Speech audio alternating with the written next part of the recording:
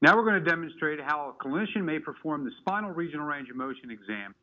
You've assessed their gait, and now in the static assessment, you've observed the patient from the anterior, posterior, and lateral projections, and now you're going to do the active regional range of motion of the lumbar spine. So you're going to have your patient actively forward bend, like you're going to try to touch the floor, and observe their forward bending. Come on back, extend, backward bend, back to neutral, and then for illustration purposes, we're going to have the patient turn. So you can see the patient actively side bend, walking their right arm down their right leg and noting the amount of active side bending of the thoracic and lumbar spine, and then as well as side bending to the left. Good. Now we're going to have the patient do the hip drop test, which is going to evaluate passive lumbar side bending as it reacts to a flexion of the left knee in this case, where you see the iliac crest drop down on the left and the side bending of the lumbar spine to the left. Now you're going to have the patient drop the right knee, and you're going to compare the amount of declination of the iliac crest and the side bending of the lumbar spine on the right. Back to neutral. When in doubt, you can just repeat it very quickly, 1 and 2. Good. Excellent. Okay. Then we would have the patient be seated on the table to proceed with the cervical and thoracic regional range of motion.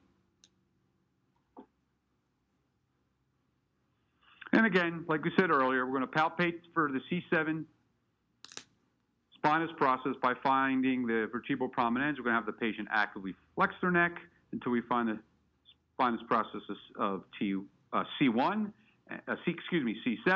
and then we'll palpate C7 spinous process, T1, or pinch it, and then have the patient actively forward bend.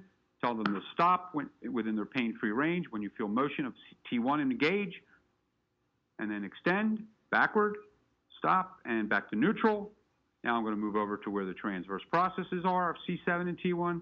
Have your patient let their left ear float to the left and palpate for side bending, and then back to neutral, actively side bend to the right. Drop your right ear to your right shoulder, and compare symmetry on left and right side bending. And now we're going to have the patient turn or look to me or turn their chin toward me for active rotation. And of course, when rotating to the left, the transverse process on the left comes back into my finger. And then I'm going to have the patient actively rotate to the right and compare the amount of rotation left versus rotation right. Back to neutral.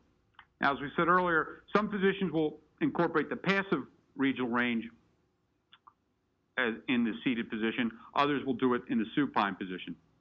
Typically, I will just gently, passively side bend and feel the end range and see if there's any restriction or bind, which is easier. Is there any pain? Turn left, turn right, and comparing for symmetry as well as quantity of the various regional ranges of the motion of the cervical spine. Now we're going to assess the 3 different subsets within the thoracic region. We're going to break it up again from T1 to 4 over 5, T5 to 8 over 9, and T9 to 12 over 1. And of course, we use our landmarks. Spine of the scapula typically is the spinous process of T3. We'll drop down 1 to the spinous process of T4, then go over and up a half step to find the transverse process of 4 and monitor 4 over 5. And again, we're vectoring our forces. Very quickly, we're just going to translate and then spring, translate and spring. And again, just comparing very quickly the quality as well as the quantity of that thoracic side bending T1 to 4 over 5.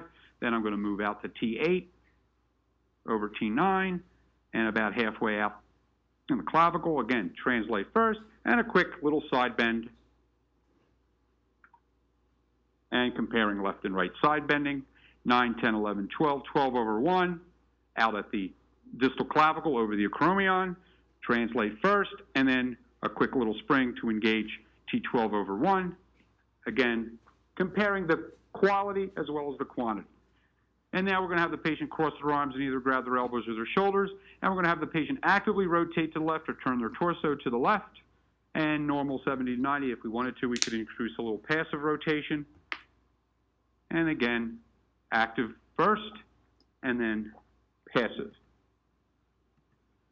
So you see very quickly how you could assess static assessment in the standing position, move right into active lumbar regional range of motion, have the patient seated, and then do active and passive cervical and thoracic regional range of motion very quickly and efficiently to determine what area of the spine may be the area of chief complaint. And then you're going to proceed to the rest of your osteopathic structural exam, which will then include your layer-by-layer palpation, and then your intersegmental motion testing to make the diagnosis of somatic dysfunction to determine what type of techniques may be appropriate for this patient.